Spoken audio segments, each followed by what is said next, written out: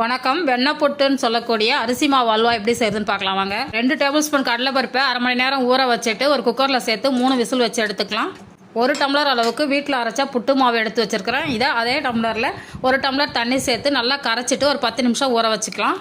அடுத்து மாவு எடுத்து அதே டம்ளரில் 1.5 டம்ளர் அளவுக்கு பொடிச்ச வெல்லம் சேர்த்துட்டு 1 டம்ளர் தண்ணி சேர்த்து கொதிக்க வச்சு தனியாக எடுத்து வச்சுக்கலாம். நான் எடுத்துருக்கிறது பார்த்தீங்கன்னா ஃப்ரெஷ்ஷான பச்சரிசி மாவு தான் எடுத்திருக்கேன். அடுத்து அடி கனமான ஒரு பாத்திரம் அடுப்பில் வச்சுட்டு 2 டம்ளர் அளவுக்கு தண்ணி சேர்த்துக்கலாம்.